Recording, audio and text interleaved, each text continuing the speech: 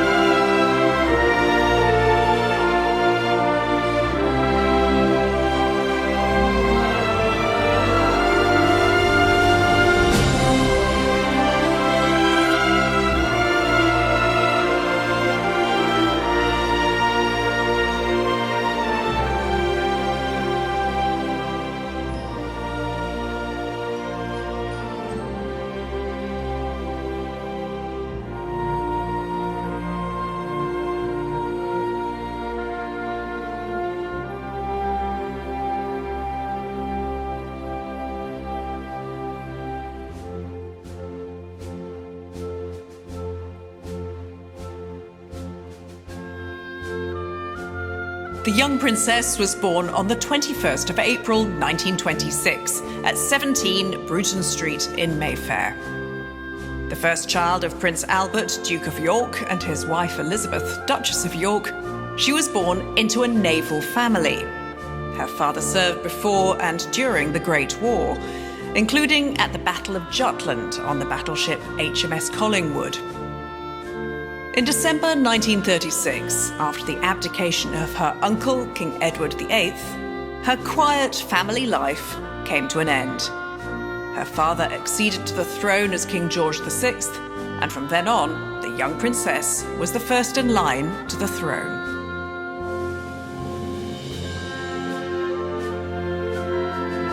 In 1937, she joined her parents aboard the old Royal Yacht Victoria and Albert at the Coronation Fleet Review, the first of many such gatherings of naval might she would attend over the next 75 years. A few years later, she was hosted by young Prince Philip Mountbatten, while the King and Queen visited Britannia Royal Naval College in Dartmouth. During the war years, the young princess spent most of her time at Windsor Castle, continuing with her education, studying art and music, and learning to ride horses. She also continued her royal duties by giving her first radio broadcast during the BBC's Children's Hour. In wishing you all good evening, I feel that I am speaking to friends and companions who have shared with my sister and myself many a happy children's hour. Thousands of you in this country have had to leave your homes and be separated from your fathers and mothers. We are trying to do all we can to help our gallant sailors, soldiers and airmen. And we are trying too to bear our own share of the danger and sadness of war. My sister is by my side and we are both going to say good night to you. Come on, Margaret. Good night, children. Good night, and good luck to you all.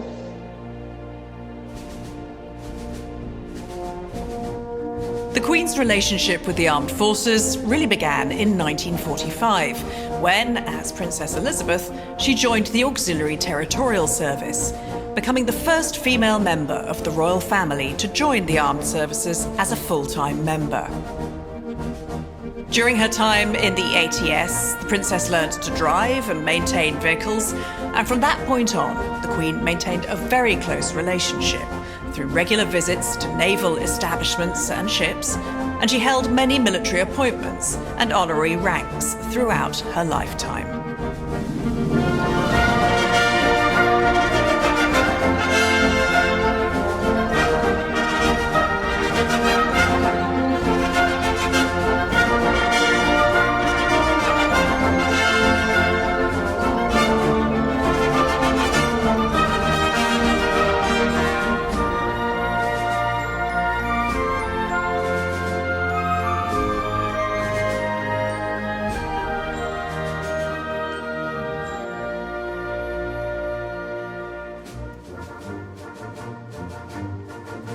In July 1947, the engagement of Lieutenant Philip Mountbatten to Princess Elizabeth was announced, and the marriage took place in Westminster Abbey on the 20th of November of that year. Shortly before the wedding, the bridegroom was given the title of Duke of Edinburgh and appointed Knight of the Garter by King George VI.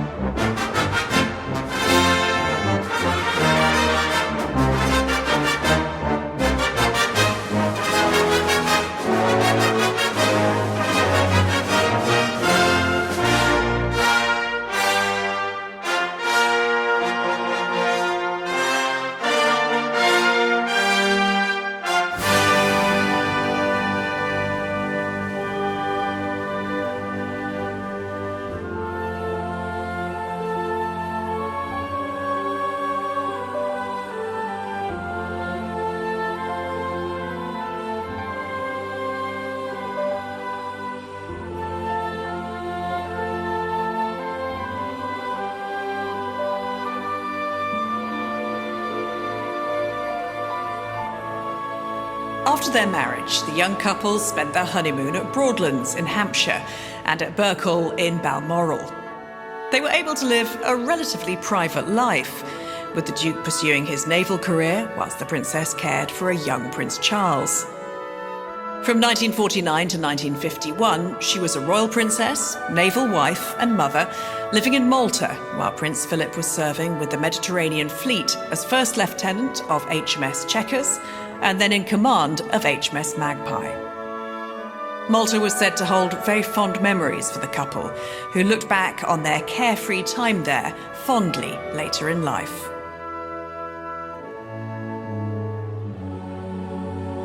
On February the 6th, 1952, she received the news of her father's death and her own accession to the throne whilst on an official visit to Kenya.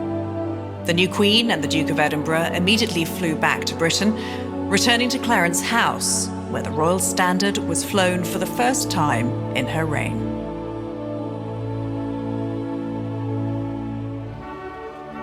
The coronation took place in Westminster Abbey on the 2nd of June 1953, and the ceremony was broadcast on radio around the world, and at the Queen's request, on television for the very first time.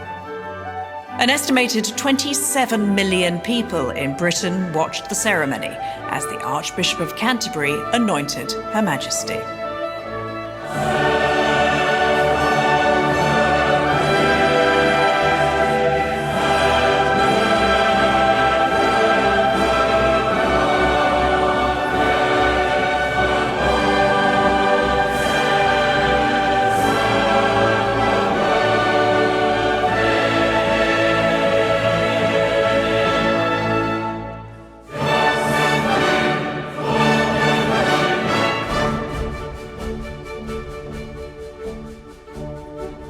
As head of the Commonwealth, the Queen played an important role in reinforcing the links that joined people together across the globe. She made more than 200 visits to Commonwealth countries, spanning many regions, religions and cultures, with her first official visit being to South Africa in 1947 as Princess Elizabeth. During her reign, the Commonwealth grew from just 7 nations to 56, representing 2.5 billion people. Her royal duties included meeting Queen Saloti of Tonga in 1953, the opening of the Sydney Opera House in 1973. She attended 22 Commonwealth heads of government, 7 Commonwealth Games, and since 1977, Commonwealth Day has been celebrated throughout the Commonwealth almost every year of her reign.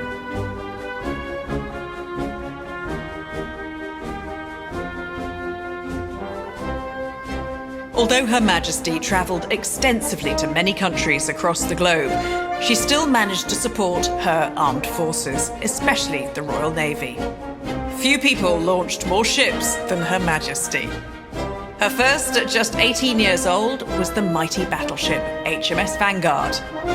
In the 7 decades that followed, no year went by without Her Majesty being involved with the senior service, launchings, commissionings, official openings, and visits to ships and units all demonstrated the admiration she held for the Royal Navy.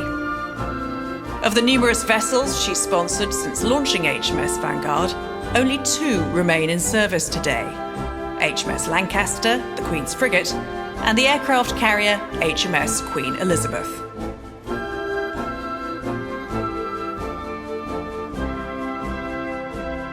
A home away from home, her beloved royal yacht Britannia served the royal family for over 44 years. Hosting state visits, royal honeymoons, banquets, and family holidays, Britannia was a majestic symbol of the Commonwealth and a proud ambassador of the United Kingdom. Amongst the 220 crew, a Royal Marines band was aboard to entertain during the official visits, providing dinner music and beating retreats. Decommissioned in 1997, it was clear how much this ship meant to Her Majesty and to the rest of the royal family.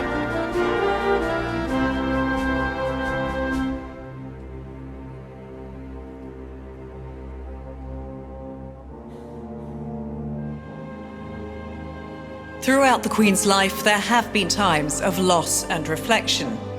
The Aberfan mining disaster in 1966, the London bomb attacks in 1982 and 2005, the fire at Windsor Castle in 1992, the death of Princess Diana in 1997, the death of her sister Margaret and the Queen Mother in 2002, and of course the death of her beloved Prince Philip, Duke of Edinburgh, in 2021.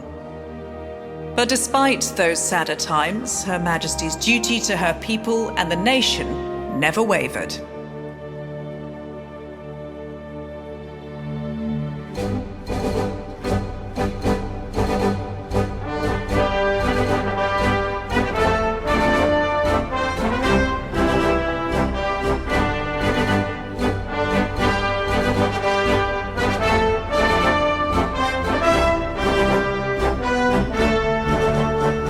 Her Majesty celebrated many jubilees over the years, but in 2022 we celebrated her Platinum Jubilee.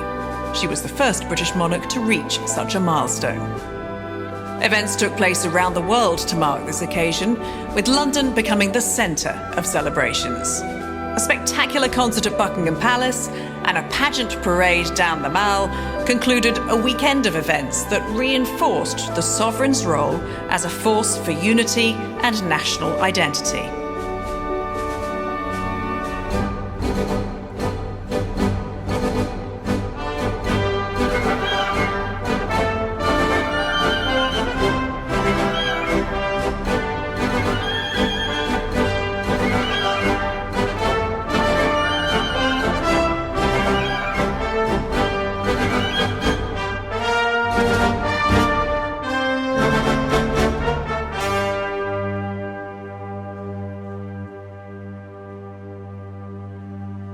It was announced at 6:30 p.m. on the 8th of September 2022 that Her Majesty Queen Elizabeth II had passed away peacefully at Balmoral Castle at the age of 96.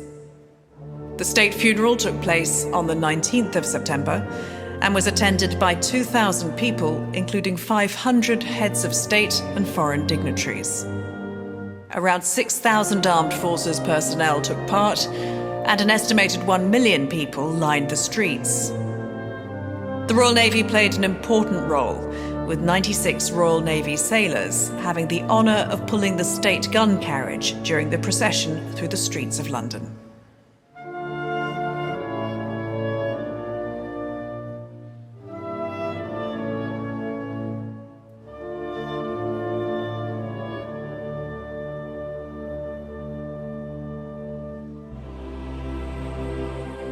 Her Majesty Queen Elizabeth II was the fabric that held a nation together.